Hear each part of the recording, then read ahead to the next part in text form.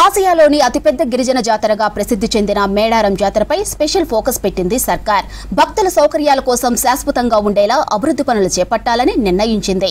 అయితే ఇందుకోసం తయారు చేసిన మాస్టర్ ప్లాన్ లో జాతరలో కీలకమైన అమ్మవార్ల గద్దెల స్వరూపం మార్చేలా డిజైన్ రూపొందించారు దేవాదాయ శాఖ ఆర్కిటెక్ట్ అధికారులు. ఇక దీనిని మేడారం పూజారులు వ్యతిరేకిస్తున్నారు. అభివృద్ధి చేస్తూనే ఎక్కడ ఆదివాసీ సంస్కృతి దెబ్బతినకుండా ఉండాలని కోరుతున్నారు.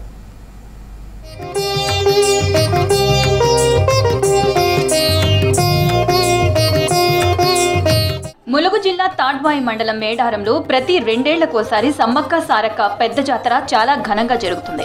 వివిధ రాష్ట్రాల నుంచి వచ్చే కోట్లాది మంది భక్తులతో మేడారం కుంభమేళాను తలపిస్తోంది. ఆసియా ఖండంలో జరిగే అతిపెద్ద గిరిజన జాతర ఇది.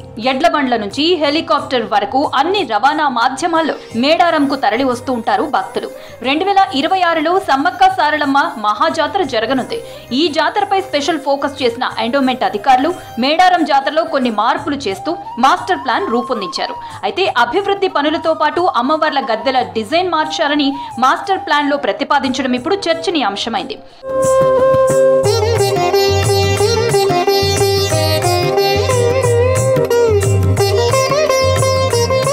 ఇటీవల మేడారం జాతర తేదీలు ఖరారు కావడంతో జాతర నిర్వహణకు సన్నాహాలు చేస్తున్నారు అధికారులు. క్షేత్రస్థాయిలో పర్యటిస్తూ ప్రణాళికలు చేస్తున్నారు.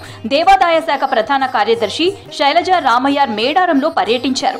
సమ్మక్క సారలమ్మ గద్దెలు, క్యూ లైన్లు, జంపన్న వాగు, చిలకలగుట్ట, కన్నెపల్లి సారలమ్మ దేవాలయంను పరిశీలించారు. ఉన్నతాధికారులతో రివ్యూ నిర్వహించారు. జాతరలో శాశ్వత ప్రాతిపదికన పనులు చేపట్టడంపై అధికారులు సిద్ధం చేసిన మాస్టర్ ప్లాన్ పై చర్చించారు. ఈ రివ్యూ మీటింగ్ లో సమ్మక్క సారలమ్మ గద్దెలు, గుడి ప్రాంగణం స్వరూపం మారుస్తూ రూపొందించిన డిజైన్ ని ప్రదర్శించారు ఎండోమెంట్ ఆర్కిటెక్ట్ అధికారులు. వచ్చే ఏడాది మహాజాతరలో మార్పు చేసిన గద్దెలు అందుబాటులోకి తీసుకురావాలని భావిస్తున్నారు. అయితే దీనిపై మేడారం పూజారుల నుంచి అభ్యంతరాలు వస్తున్నాయి.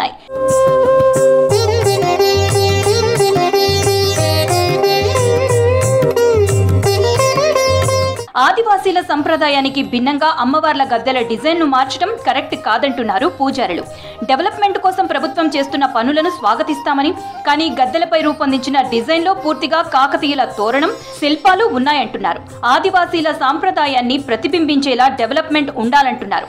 అయితే సమ్మక్క సారక్క అంటే వనదేవతలని, ట్రైబల్ కల్చర్ కి భంగం కలగకుండా డెవలప్మెంట్ చేస్తామని చెప్తున్నారు ఎండోమెంట్ శాఖ అధికారులు. ఒక శిల్పి ఏం చేసినంటే మేడారం గుడిని ఒక స్ట్రక్చర్ చేసి అది ఒక కాకతీయులకు సంబంధించిన ఈ తోరణాలు, ఈ శిల్పాలు ఉన్నాయి. అది ఏంటంటే అది కంప్లీట్గా కాకతీయ శిల్పాలు ఉన్నట్టున్నాయి.